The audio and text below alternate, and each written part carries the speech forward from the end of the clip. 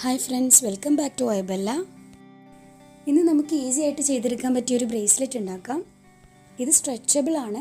അപ്പോൾ ഇത് നമുക്ക് കയ്യിലിടാനും ഊരിയെടുക്കാനൊക്കെ ഒന്നുകൂടെ സിമ്പിളാണ്. നല്ല ഭംഗിയുള്ള ഡയമണ്ട് കട്ട് ബീഡ്സ് വെച്ചിട്ടാണ് ഞാനിത് ചെയ്തെടുത്തിട്ടുള്ളത്. പക്ഷേ വീഡിയോയിൽ ഞാൻ ഈ ബീഡ്സ് യൂസ് ചെയ്യുന്നില്ല, വളരെ കുറച്ച് മാത്രമേ യൂസ് ചെയ്യുന്നുള്ളൂ. കാരണം എന്താണെന്ന് വെച്ചാൽ ഇത് ഒത്തിരി ലൈറ്റ് റിഫ്ലക്റ്റിംഗ് ആയതുകൊണ്ട് നിങ്ങൾക്കിത് വീഡിയോയിൽ മനസ്സിലാക്കാൻ കുറച്ച് ബുദ്ധിമുട്ടായിരിക്കും ഞാനിത് എങ്ങനെയാണ് കോർത്തെടുക്കുന്നത് എന്നുള്ളത്. അതുകൊണ്ട് ഞാൻ വൈറ്റ് പേൾസ് വെച്ചിട്ടാണ് വീഡിയോയിൽ ചെയ്യുന്നത്.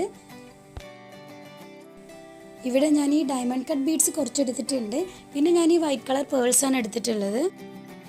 അതുപോലെ തന്നെ നമുക്കിത് കോർത്തെടുക്കാൻ വേണ്ടി നമ്മൾ നൂലല്ല എടുക്കുന്നത്, അതിന് പകരം ഇതുപോലത്തെ പ്ലാസ്റ്റിക് ത്രെഡാണ് എടുക്കുന്നത്.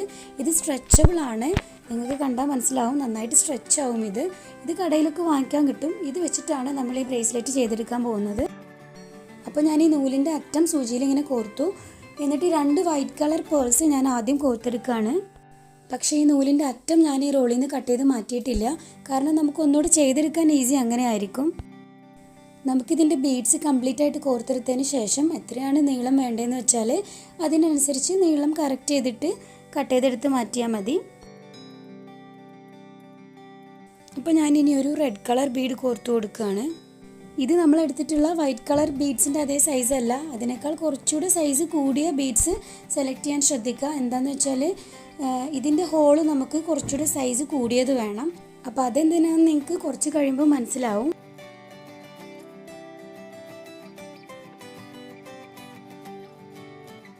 അപ്പോൾ ഈ മുത്ത് കോർത്തെടുക്കുന്നതിൻ്റെ ഒരു ഓർഡർ നിങ്ങൾക്ക് മനസ്സിലായല്ലോ.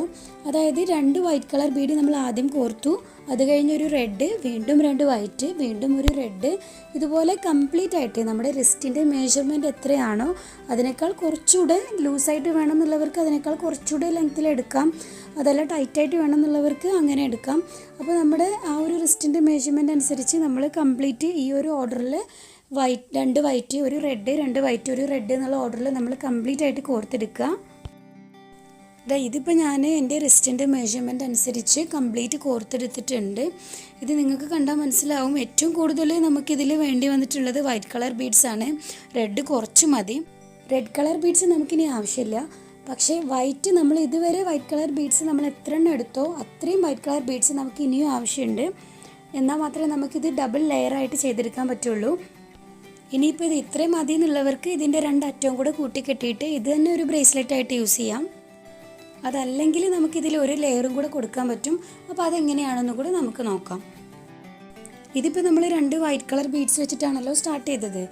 അപ്പോൾ നമ്മൾ ഫിനിഷ് ചെയ്യുന്ന സമയത്ത് എപ്പോഴും ഒരു റെഡ് ബീഡ് വെച്ചിട്ട് തന്നെ ഫിനിഷ് ചെയ്യണം. എങ്കിൽ മാത്രമേ നമ്മളിത് കോർത്തെടുക്കുമ്പോൾ ശരിയായിട്ട് കോർത്തെടുക്കാൻ പറ്റുള്ളൂ. അപ്പോൾ സ്റ്റാർട്ട് ചെയ്യുമ്പോൾ 2 വൈറ്റ് കളർ വെച്ച് സ്റ്റാർട്ട് ചെയ്യുക. ഫിനിഷ് ചെയ്യുന്ന സമയത്ത് റെഡ് വെച്ചിട്ട് തന്നെ ഫിനിഷ് ചെയ്യാൻ നോക്കുക.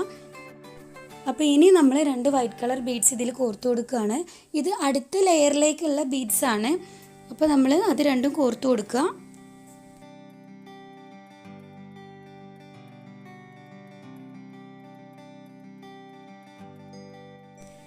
ഇപ്പോൾ ഞാൻ ഈ 2 വൈറ്റ് കളർ ബീഡ്സും കൂടെ കോർത്തു കൊടുത്തിട്ടുണ്ട്. അപ്പോൾ ഇനി എന്താ ചെയ്യണമെന്ന് ശ്രദ്ധിച്ച് നോക്കുക.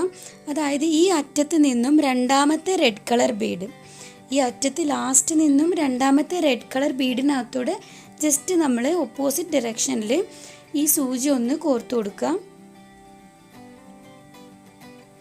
ഇതുപോലെ നമ്മൾ സൂചി കോർത്തിട്ട് നൂല് വലിച്ചെടുക്കുക, ടൈറ്റാക്കി വലിച്ചെടുക്കുക. ഇപ്പോൾ ഈ 2 വൈറ്റ് കളർ ബീഡ്സും സെക്കൻഡ് ലെയറായിട്ട് വന്നിട്ടുണ്ട്.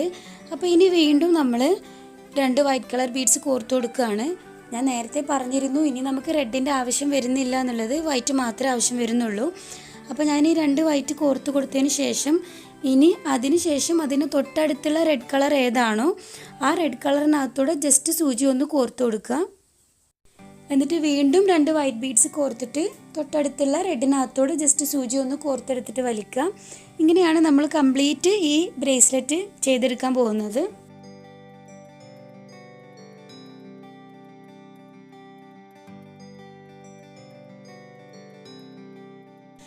ഈ സെക്കൻഡ് റോ ഇപ്പോൾ നിങ്ങൾക്ക് ശരിക്കും കണ്ട് മനസ്സിലാക്കാൻ പറ്റും. വൈറ്റ് ബീഡ്സ് മാത്രമേ ഇങ്ങനെ 2 റോ ആയിട്ട് വരുന്നുള്ളൂ കേട്ടോ.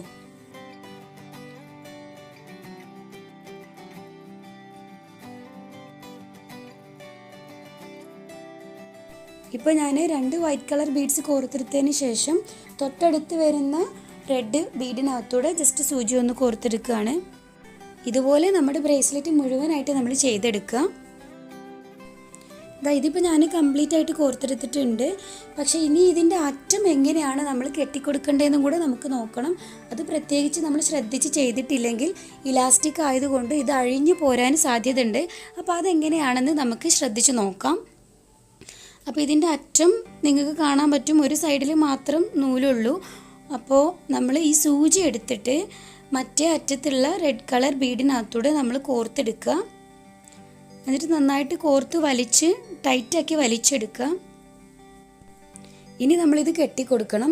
അപ്പോൾ സാധാരണ നൂല് കെട്ടുന്ന പോലെ നമ്മളിത് കെട്ടിക്കൊടുത്തിട്ടുണ്ടെന്നുണ്ടെങ്കിൽ ഇത് എന്തായാലും അഴിഞ്ഞു പോരും. ഇതെങ്ങനെ കെട്ടിക്കഴിഞ്ഞാലും ഇത് അഴിഞ്ഞു പോരും. അപ്പോൾ അതിന് നമ്മളൊരു പ്രത്യേക രീതിയിൽ തന്നെ കെട്ടിക്കൊടുക്കണം. അപ്പോൾ അത് നിങ്ങൾ ശ്രദ്ധിച്ച് നോക്കി മനസ്സിലാക്കുക. ഇപ്പോൾ ഇതിൻ്റെ ഈ 2 അറ്റം കൂടെ നമ്മളിങ്ങനെ പിടിച്ചിട്ട് ഇതുപോലെ ഇങ്ങനെ പിടിക്കുക. അതിനുശേഷം നമ്മൾ സാധാരണ കെട്ടിടുന്ന പോലെ തന്നെ ഒരു പ്രാവശ്യം ഇതുപോലെ നൂലിങ്ങനെ ചുറ്റിയെടുക്കുക ലൂപ്പിനകത്തൂടെ. എന്നിട്ട് നമ്മൾ വലിക്കരുത്, വലിച്ച് ടൈറ്റ് ആക്കരുത്. വീണ്ടും ഒരു പ്രാവശ്യം കൂടെ നമ്മൾ ഇപ്പോൾ ചെയ്ത പോലെ തന്നെ ഉള്ളിലൂടെ ഇങ്ങനെ നൂല് കോർത്തെടുക്കുക. കണ്ടല്ലോ, 2 പ്രാവശ്യം നമ്മളിങ്ങനെ നൂല് ചുറ്റിയെടുത്തതിന് ശേഷം നന്നായിട്ട് ടൈറ്റാക്കി വലിച്ചു കൊടുക്കുക. എന്നിട്ട് വീണ്ടും നമ്മൾ സാധാരണ കെട്ടിടുന്ന പോലെ ഒരൊറ്റ പ്രാവശ്യം ചുറ്റിയിട്ട് ഒന്നും കൂടെ വലിച്ച് കെട്ടിക്കൊടുക്കുക. ഈ രണ്ടാമത് നമ്മൾ കെട്ടുമ്പോൾ 2 പ്രാവശ്യം ചുറ്റേണ്ട ആവശ്യമില്ല, ഒരൊറ്റ പ്രാവശ്യം ചുറ്റിയിട്ട് ഇങ്ങനെ കെട്ടിക്കൊടുക്കുക. എന്നിട്ട് നന്നായിട്ട് ടൈറ്റാക്കി ഞാനിപ്പോൾ വലിക്കുന്ന പോലെ തന്നെ വലിക്കുക. അതായത് നൂലിൻ്റെ 2 അറ്റവും ഇങ്ങനെ വലിച്ചു കൊടുക്കുക. പിന്നെ ബ്രേസ്ലെറ്റ് ഒന്ന് പിടിച്ചിട്ട് വലിച്ചു കൊടുക്കുക. വീണ്ടും നൂലിൻ്റെ 2 അറ്റം പിടിച്ചിട്ട് വലിച്ചു കൊടുക്കുക. ബ്രേസ്ലെറ്റ് വീണ്ടും വലിച്ചു കൊടുക്കുക. അങ്ങനെ ഒരു 2-3 പ്രാവശ്യം ചെയ്യുമ്പോൾ തന്നെ ഇത് നന്നായിട്ട് ടൈറ്റായി കിട്ടും. പിന്നെ ഇത് അഴിഞ്ഞു പോരും എന്നുള്ള പേടിയൊന്നും വേണ്ട. എന്നിട്ട് നമ്മൾക്ക് ഇതിൻ്റെ അറ്റം കട്ട് ചെയ്ത് മാറ്റാം. ഇപ്പോൾ നമ്മുടെ ബ്രേസ്ലെറ്റ് ഇവിടെ റെഡി ആയി കഴിഞ്ഞു. ഇതിന് വേറെ കൊളുത്തൊന്നും വെച്ച് കൊടുക്കേണ്ട ആവശ്യമില്ല. എന്താണെന്ന് വെച്ചാൽ ഇത് സ്ട്രെച്ചബിൾ ആണല്ലോ, അപ്പോൾ നമുക്ക് ഇടാനൊക്കെ ഈസിയാണ്. ഇത് നല്ല ക്രിസ്റ്റൽ ബീഡ്സ് വെച്ചിട്ടൊക്കെ, നല്ല ഭംഗിയുള്ള ബീഡ്സ് വെച്ചിട്ടൊക്കെ ചെയ്ത് കഴിഞ്ഞാൽ നല്ല രസമായിരിക്കും കാണാൻ. നിങ്ങളെല്ലാവരും ഒന്ന് ട്രൈ ചെയ്ത് നോക്കുക. എന്നിട്ട് നിങ്ങൾക്ക് ഇഷ്ടപ്പെടുകയാണെന്നുണ്ടെങ്കിൽ, എൻ്റെ വീഡിയോ നിങ്ങൾക്ക് ഇഷ്ടപ്പെട്ടിട്ടുണ്ട് എന്നുണ്ടെങ്കിൽ താഴെ കാണുന്ന ലൈക്ക് ബട്ടൺ ഒന്ന് ക്ലിക്ക് ചെയ്യാം. എൻ്റെ ചാനൽ മറക്കാതെ ഒന്ന് സബ്സ്ക്രൈബ് ചെയ്യാം. അപ്പോൾ നമുക്ക് ഇനിയും ഇതുപോലുള്ള ഇൻട്രസ്റ്റിംഗ് വീഡിയോസുമായി കാണാം. അതുവരെ thank you so much for watching my video. By.